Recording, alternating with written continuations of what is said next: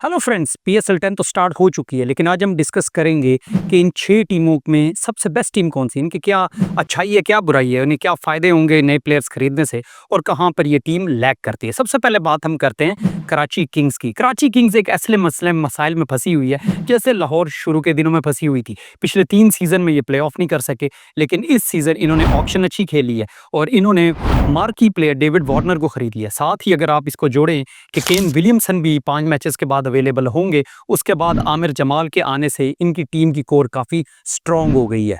सबसे पहले बात करते हैं कि इनकी स्ट्रेंथ क्या है। इनकी स्ट्रेंथ जो इस दफ़ा है वो है इनकी फास्ट बॉलिंग में वैरायटी।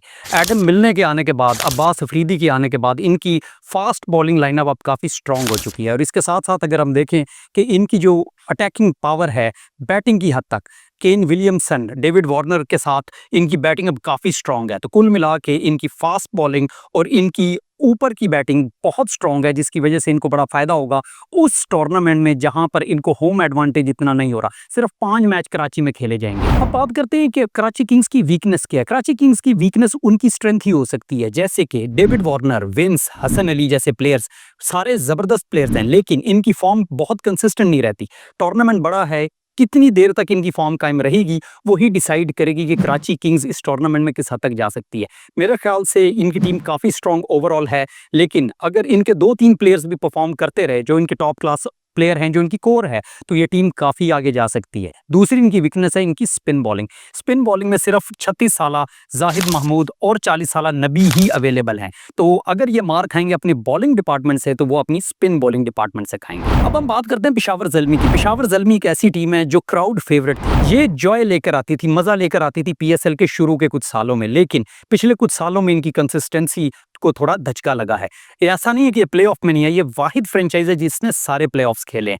लेकिन अब प्रॉब्लम इनकी ये है कि इनकी टीम जो इस दफ़ा ऑक्शन में आई है वो बहुत ज़्यादा स्ट्रॉन्ग नहीं है। जैसे बाकी टीमों ने अच्छी परचेजेस की, आपको बताता चलूँ, क्योंकि पीएसएल और आईपीएल इकट्ठी हो रही है। कई प्लेयर्स जो आईपीएल में नहीं सिलेक्ट हुए वो इस दफ़ा पीएसएल में आ गए, तो कई टीमों ने अपनी टीम को बड़ा स्ट्रॉन्ग, लेकिन इसके बावजूद अगर आप देखें पेशावर ज़ल्मी ने अपनी टीम को उस तरह स्ट्रेंथ नहीं किया। ऑल्दो इनकी कोर काफ़ी स्ट्रॉन्ग है और इनकी ओपनिंग जो है जिसमें बाबर आजम और साइम अयूब जैसे प्लेयर मौजूद हैं, आप इनको रूल आउट नहीं कर सकते। लेकिन इनकी वीकनेसेस जो हैं वो अब हम डिस्कस करते हैं। पेशावर ज़ल्मी एक ऐसी टीम थी जिसने शुरू के कई सालों में बहुत ज्यादा कंसिस्टेंसी दिखाई थी। क्वेटा ग्लैडिएटर्स के बाद ये सबसे ज्यादा कंसिस्टेंट टीम थी और क्राउड फेवरेट्स के एतबार से ये पहले नंबर पे थे। इनकी टीम में डैरन सैमी थे, अफरीदी भी खेले और भी बड़े अच्छे अच्छे प्लेयर्स खेले और अब तो बाबर आजम भी इनके पास हैं। तो क्राउड इनको बहुत ज्यादा पसंद करता है। लेकिन जब पिछली दफा और एक ही दफा ये पीएसएल जीते हैं, उसके बाद सारी टीमों ने एक एक दफा पीएसएल जीत लिया। ये बताता है कि पेशावर ज़ल्मी बाकी टीमों की निस्बत थोड़ी पीछे रहेगी। लेकिन इनकी कुछ स्ट्रेंथ्स हैं, वो अब हम डिस्कस करते हैं अपने अगले सेगमेंट में। पेशावर ज़ल्मी की स्ट्रेंथ है उनकी बैटिंग, और वो भी टॉप ऑर्डर बैटिंग, जिसमें साइम अयूब जैसे सुपरस्टार प्लेयर मौजूद हैं और बाबर आजम को कौन भूल सकता है। बाबर आजम सबसे कंसिस्टेंट प्लेयर हैं पीएसएल के और पाकिस्तान क्रिकेट के, दुनिया के टॉप के प्लेयरों में शामिल है।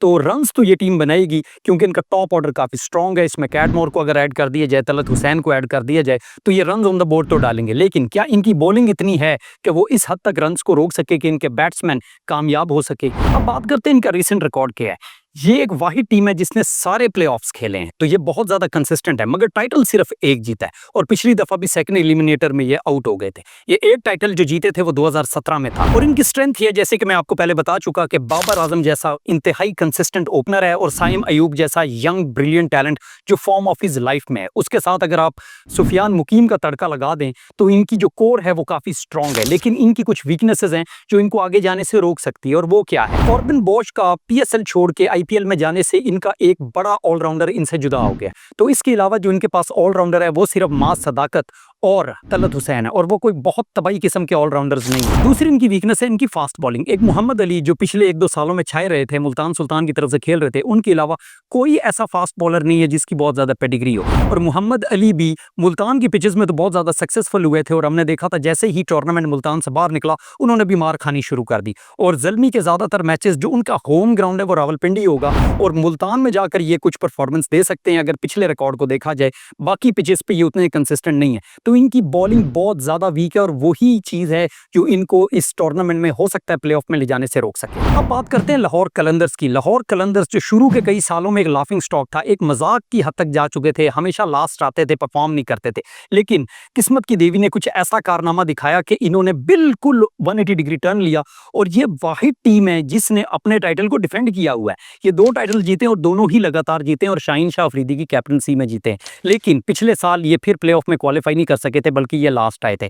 तो इस साल ये क्या करते हैं किसी को नहीं पता। अगर पाकिस्तान क्रिकेट को कोई डिफाइन करता है तो वो लाहौर कलंदर्स है। इनका कोई पता नहीं कि ये इस साल टाइटल जीत जाए, कोई पता नहीं ये इस साल लास्ट है, मगर इनकी टीम काफी स्ट्रांग है। अब हम डिस्कस करते हैं इनकी स्ट्रेंथ क्या है और इनकी वीकनेस क्या है। इस दफा लाहौर कलंदर्स ने कुछ बड़ी स्मार्ट परचेजेस की ऑक्शन के अंदर। ये वो टीम है जिसके लिए क्रिस गेल भी खेले हैं, ब्रेंडन मैकलम भी खेले हैं, एबी डिविलियर्स भी खेले हैं, लेकिन हमेशा मैंने आपको बताया कि ये मजाक की हद तक ही डिस्कस होते थे। इस दफा इनकी कोर बैटिंग की हद तक बहुत स्ट्रांग है और इनके फास्ट बॉलर्स भी बहुत अच्छे हैं। सबसे पहले बात करते हैं इनकी बैटिंग की। अब्दुल्ला शफीक जैसा प्लेयर होना और फखर जमान जैसे जबरदस्त प्लेयर का होना किसी भी टीम के लिए बड़ा दिलकश नजारा होता है। और इसके साथ अगर हम बात करें इनके मिडिल ऑर्डर्स की, जो पहले बहुत वीक होता था और इसी वजह से लाहौर कलंदर ज्यादा मैच नहीं जीतती थी, इस दफा इन्होंने अपने टीम में ऐड किए हुए हैं सिकंदर रजा जैसे प्लेयर, डेविड विली जैसे प्लेयर और डैरल मिचेल जैसे सुपरस्टार प्लेयर जो बहुत ही अच्छे फॉर्म में है। तो इनकी बैटिंग तो बहुत स्ट्रांग है ओपनर्स के साथ अपर मिडिल ऑर्डर को अगर देखा जाए। साथ ही अगर आप इनके फास्ट बॉलर कोर को डालें जिसमें शाहीन शाह अफरीदी, हारिस रऊफ और जमान जैसे बॉलर हैं, इस तरह के 3 फास्ट बॉलर्स की कोर का होना किसी भी पीएसएल टीम के लिए रश का आमेज है। तो इनकी कोर तो काफी स्ट्रांग है, लेकिन ये क्या परफॉर्म करते हैं कोई नहीं जानता। अब हम बात करते हैं कि इनकी वीकनेसेस क्या हैं। अब इनकी वीकनेस की बात की जाए तो इनकी वीकनेस इनकी स्ट्रेंथ के साथ जुड़ी हुई है। अब्दुल्ला शफीक पिछले कुछ अरसे से बहुत ही बुरे फॉर्म में, 3 लगातार 0 बनाए थे साउथ अफ्रीका की सीरीज में और ये पाकिस्तानी टीम से ड्रॉप हो गए थे। साथ ही अगर आप जमान और फखर जमान की बात करें तो ये पिछले कुछ अरसे में इंजर्ड रहे हैं, जिसकी वजह से ये क्या परफॉर्मेंस देते हैं कोई नहीं जानता। दूसरी इनकी वीकनेस है इनकी स्पिन बॉलिंग। सिकंदर रजा राशिद खान को रिप्लेस नहीं कर सकते। जब ये 2 टाइटल जीते थे उसमें राशिद खान का किरदार इंतहाई इंपॉर्टेंट था और राशिद खान की सब्स्टिट्यूशन के करीब भी अभी तक ये नहीं गए। उसके सबसे करीब जाने वाले प्लेयर सिकंदर रजा ही हैं। उनकी बैटिंग पे तो कोई शक नहीं कर सकता, T20 के सुपरस्टार हैं, लेकिन उनकी बॉलिंग राशिद खान का मुकाबला नहीं कर सकती। अब हम बात करते हैं मुल्तान सुल्तान्स की। मुल्तान सुल्तान 2020 के बाद तरीन ग्रुप ने खरीद ली और इनकी तो जैसी किस्मत ही बदल गई। 4 लगातार फाइनल खेले मगर जीते सिर्फ एक दफा 2021 में। इनका स्टाइल ऑफ प्ले वो है जो पाकिस्तानी नेशनल टीम खेलती है और ऐसा लग रहा है कि जैसे वो आउटडेटेड होता जा रहा है। प्लान के साथ खेलते हैं, अनसेक्सी खेलते हैं, एक कंजर्वेटिव क्रिकेट खेलते हैं, सिंगल डबल और एक अपना पहले फाउंडेशन बनाते हैं और उसके बाद हिटिंग की तरफ जाते हैं। आजकल की इंटरनेशनल क्रिकेट इससे टोटली ऑपोजिट है, मगर ये बहुत ही इफेक्टिव रहे हैं। अगर आप इनकी विन लॉस रेशियो को देखें तो ये दुनिया की किसी भी फ्रेंचाइज टीम, जी हाँ सिर्फ पीएसएल नहीं पूरी दुनिया की किसी भी फ्रेंचाइज टीम को उठा लिया जाए तो इनकी विन लॉस रेशियो इंतहाई सक्सेसफुल है, बहुत अच्छी है और 4 लगातार फाइनल के खेलने से तो कोई कंप्लेन नहीं करेगा। तो सक्सेस को अगर देखा जाए कंसिस्टेंसी के एतबार से तो दुनिया की ये शायद बेस्ट फ्रेंचाइज टीम है। 4 लगातार फाइनल मगर जीते सिर्फ एक दफा है, वो भी 2021 में। अगर इनकी पिक्स की बात की जाए इस ऑक्शन में तो इन्होंने ब्रेसवेल को खरीदा। इसको कहा जा सकता है कि best choice at the very right time. बहुत ही अच्छे फॉर्म में, पाकिस्तान में भी बड़े मैच खेले हैं और इनकी कंसिस्टेंसी को लेकर तो कोई सवाल कर नहीं सकता। अभी जो 5 मैच की T20 सीरीज हुई उसमें इन्होंने कप्तानी भी की और बहुत ही सक्सेसफुल कैप्टनसी की। बहुत अच्छे ऑफ स्पिनर हैं और बैटिंग में छक्के चौके भी लगाते हैं, तो ये एक बहुत अच्छी पिक है। दूसरे आकिफ जावेद एक उभरते हुए सुपरस्टार हैं, पाकिस्तानी बॉलिंग लाइनअप के लेफ्ट आर्म बॉलर हैं और लेफ्ट आर्म फास्ट बॉलर को कौन नहीं पसंद करता। तो ये 2 पिक्स ऐसी हैं जो इनको टूर्नामेंट में बहुत ज्यादा फायदा दे सकती हैं और उसके साथ अगर आप रिजवान को जोड़ें तो क्या ही बात है। अब अगर बात की जाए इनकी स्ट्रेंथ की, इनकी स्ट्रेंथ है इनकी ऑलराउंड बॉलिंग लाइनअप। इनके पास तकरीबन हर किस्म की वैरायटी है। लेफ्ट आर्म स्पिनर को देखा जाए तो मोती है, लेफ्ट आर्म रिस्ट स्पिनर को देखा जाए तो फैसल अकरम है, लेफ्ट आर्म फास्ट बॉलर को देखा जाए तो डेविड विली, आकिफ जावेद और जॉश लिटिल जैसे बॉलर्स हैं और फास्ट बॉलर को देखा जाए तो मोहम्मद हसनैन जैसे एक्सप्रेस फास्ट बॉलर मौजूद हैं। और अगर स्पिनर्स को देखा जाए तो ब्रेसवेल की जिक्र तो हम कर ही चुके हैं और साथ ही रिस्ट स्पिनर उसामा मीर भी मौजूद हैं। तो इनकी बॉलिंग जो है वो इनको ये टूर्नामेंट जितवा सकती है। अब बात करते हैं इनकी वीकनेस की और इनकी दूसरी स्ट्रेंथ है इनके ऑलराउंडर जो हार्ड हिटर्स भी हैं। इफ्तिखार को देखा जाए साथ में डेविड विली को अगर जोड़ दिया जाए तो इनकी अच्छी ऑलराउंडरशिप है, जो अच्छी बॉलिंग भी कर सकते हैं और लेट लेट हिटिंग करके मैच भी जितवा सकते हैं। अब इनकी वीकनेस को देखा जाए तो वीकनेस में सबसे पहले इनकी आउटडेटेड अप्रोच। इसमें कोई शक नहीं कि पिछले 4 साल में बड़े सक्सेसफुल रहे, मगर जिस तरह T20 उभर रही है तो हो सकता है इनकी ये अप्रोच आउटडेटेड हो। इसकी वजह से ये इनको इस टूर्नामेंट में नुकसान पहुंचा सकती है। मगर रिजवान इनके कैप्टन है, वो अपनी मोल्ड में ही पूरी टीम को खिलाते हैं।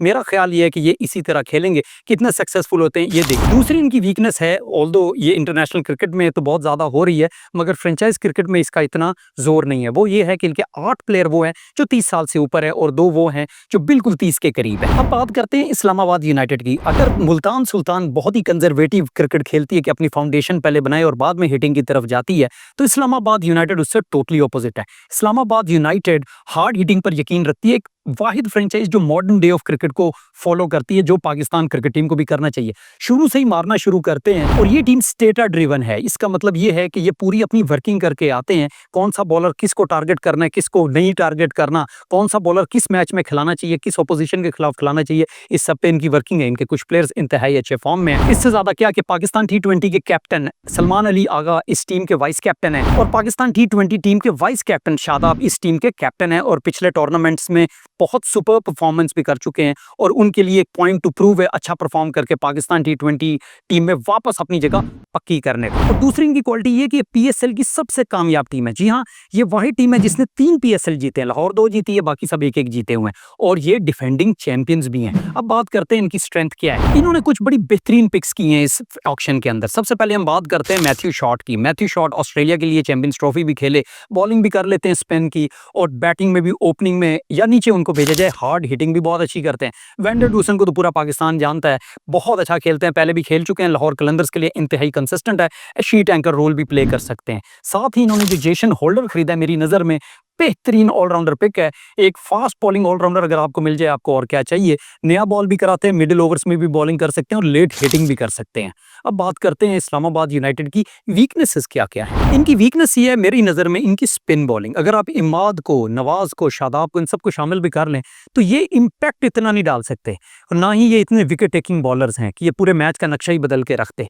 तो इनकी स्पिन बॉलिंग क्वेश्चनेबल है मेरी नज़र में कि ये इनको ऐसे सिंगल हैंडेडली मैच जितवा सकती है। दूसरी इनकी वीकनेस है शादाब खान की कैप्टनसी। माना कि PSL में उनकी परफॉर्मेंस, उनकी कैप्टनसी पर इतना क्वेश्चन तो नहीं डाल सकते और पाकिस्तान के लिए उनके जो रिटर्न्स है, जो उनकी परफॉर्मेंस है, उस पर बहुत ज्यादा सवालिया निशान है और ये जानना कि वो अपनी फॉर्म डिस्कवर कर चुके हैं, ये कहना बहुत मुश्किल है। अगर इनकी फॉर्म वो है जो पाकिस्तानी कलर्स में थी तो मेरी नज़र में इस्लामाबाद यूनाइटेड के लिए बहुत बड़ा धचका है, क्योंकि इनकी बैटिंग, इनकी बॉलिंग और इनकी फील्डिंग इंतहाई इंपॉर्टेंट है और इनकी कैप्टनसी भी। और जैसे ऑस्ट्रेलियंस कहते हैं कि टारगेट करना है तो अपोजिशन टीम के कैप्टन को टारगेट करो। तो अगर ये परफॉर्म ना कर सके अपनी बैटिंग और अगर ये परफॉर्म ना कर सके अपनी बैटिंग और बॉलिंग को लेकर, तो इनका दिमाग किस तरह काम करता है एज ए कैप्टन, ये सोचना पड़ेगा। तो इस्लामाबाद की 2 वीकनेसेस हैं, उनकी कैप्टनसी और उनकी स्पिन बॉलिंग। अब बात करते हैं क्वेटा ग्लैडिएटर्स की। सबसे कम पैसों में बिकने वाली PSL की टीम और सबसे सक्सेसफुल और सबसे कंसिस्टेंट टीम थी पहले 3-4 सालों में। हमेशा प्लेऑफ्स में जाते थे, फाइनल्स भी खेलते थे, टाइटल भी जीते, लेकिन पिछले कुछ सालों में इनका धुआं निकल गया। जब तक ये PSL दुबई में थी या कुछ मैचेस पाकिस्तान में होते थे, ये बहुत अच्छा परफॉर्म करते थे, सरफराज को दुबई के पीछे रटी हुई थी। मगर जब बैटिंग फ्रेंडली साइड पर हम आए तो सरफराज कंफ्यूज्ड हो गए, जैसे पाकिस्तानी कलर्स में हुए थे वैसे ही क्वेटा ग्लैडिएटर्स के लिए हो गए। तो इस वजह से उन्होंने अपना कैप्टन चेंज कर दिया। सरफराज जो पिछले 3-4 सालों में क्वेटा ग्लैडिएटर्स को क्वालिफायर्स में ले जाने के लिए स्ट्रगल कर रहे थे, अब वो टीम के डायरेक्टर बन गए और टीम के कैप्टन बन गए सऊद शकील, जो टेस्ट में तो बहुत ज्यादा परफॉर्म कर चुके हैं, लेकिन उसकी कैप्टनसी अनटेस्टेड है क्योंकि टोटल वो सिर्फ 10 T20 खेल चुके हैं PSL के मैचेस को मिलाकर। अब बात करते हैं इनका बेस्ट रिजल्ट क्या है। इनका बेस्ट रिजल्ट ये है कि एक दफा PSL जीत चुके हैं और कई दफा प्लेऑफ्स में जा चुके, मगर पिछले कुछ सालों में इनकी परफॉर्मेंस बहुत ही ज्यादा मायूस कुन रही है। अब बात करते हैं कि इस ऑक्शन के बाद इनकी स्ट्रेंथ और वीकनेस क्या है। सबसे पहले बात करते हैं इनकी स्ट्रेंथ। इनकी स्ट्रेंथ में सबसे पहले बात करते हैं फिन एलन की। फिन एलन और हसन नवाज। हसन नवाज ने अभी कुछ दिन पहले एक सेंचुरी स्कोर की न्यूजीलैंड के खिलाफ, न्यूजीलैंड में, और थरथल्ली मच गई। वो पाकिस्तान की T20 की फास्टेस्ट सेंचुरी थी, तो उसने बता दिया है कि वो किस तरह खेल सकते हैं T20 इंटरनेशनल में। तो फ्रेंचाइज क्रिकेट में उनसे अच्छी परफॉर्मेंस की बहुत तवक्को होगी। फिन एलन पिछले कई सालों से न्यूजीलैंड के ओपनर हैं और बहुत ही ज्यादा इंपैक्टफुल प्लेयर भी हैं, उनसे हमेशा अच्छे स्टार्ट की तवक्को की जाएगी। दूसरी उनकी स्ट्रेंथ है फ़हीम अशरफ, एक बेहतरीन ऑलराउंडर ऑलराउंडर है फ्रेंचाइज क्रिकेट में, पीएसएल में बिलखसूस, और वो बहुत अच्छा परफॉर्म करते रहे इस्लामाबाद यूनाइटेड के लिए। इस दफ़ा उन्होंने इस्लामाबाद यूनाइटेड छोड़ी और वो आगे क्वेटा ग्लैडिएटर्स में। वो बहुत अच्छी बैटिंग भी करते हैं और बहुत अच्छी बॉलिंग भी करते हैं। उनकी पाकिस्तान के लिए खिदमत क्वेश्चन में आ सकती हैं, लेकिन फ्रेंचाइज क्रिकेट में वो एक बहुत अच्छी शॉट हैं। अब बात करते हैं क्वेटा ग्लैडिएटर्स की वीकनेस की। इनकी सबसे पहली वीकनेस है, जैसे कि मैंने पहले बताया, सऊद शकील की कैप्टनसी। उनकी कैप्टनसी से बिल्कुल सारे लोग नावाकिफ हैं। 10 टी20 सिर्फ खेले हैं पीएसएल के मैचेस को मिलाकर। अब वो किस तरह कैप्टनसी करते हैं और उनकी अपनी बैटिंग परफॉर्मेंस क्या होगी ये देखनी पड़ेगी। ये आएंगे तो ओपनर, अगर इनको ओपनिंग से हटाया जाए तो ये कहीं और परफॉर्म नहीं कर सकते, तो बाकी लोग हिट्स करेंगे और ये शीट एंकर रोल प्ले करेंगे। आया कि ये बाबर आजम और रिजवान की तरह खेल सकते हैं, ये थोड़ा क्वेश्चनेबल है। ये तो हमें पीएसएल का 10th एडिशन ही बताएगा। और उनकी कैप्टनसी कैसी है, एक आदमी जिसने सिर्फ 10 मैचेस खेले हैं वो टी20 को कितना जानता है, और पीएसएल जैसे मैचेस में जहां पर बहुत हाई लेवल प्रेशर होता है वो किस तरह परफॉर्म करते हैं, ये डिसाइड करेगा कि क्वेटा ग्लैडिएटर्स किस तरह परफॉर्म कर सकते हैं। दूसरी इनकी वीकनेस है इनकी फास्ट बॉलिंग। पहले इनके पास मोहम्मद हसनैन थे, बहुत अच्छे बॉलर थे, लेकिन अब बात यह है कि उनको रिप्लेस किया गया है वसीम जूनियर के साथ। वसीम जूनियर का पिछला पीएसएल बहुत मायूस कुन था। वो ऑन एंड ऑफ परफॉर्म करते हैं, बहुत ज़्यादा कंसिस्टेंट नहीं है, और ना ही वो 150 केस के बॉलर हैं हारिस रऊफ और हसनैन की तरह। तो इनकी फास्ट बॉलिंग में इनको मार पड़ सकती है। आप लोग को क्या लगता है कि सबसे बेस्ट फ्रेंचाइज टीम कौन सी है और कौन ये पीएसएल 10 जीत सकता है? हमें कमेंट्स में बता के ज़रूर शेयर कीजिएगा। वीडियो पसंद आए लाइक करें, सब्सक्राइब करें और शेयर करें।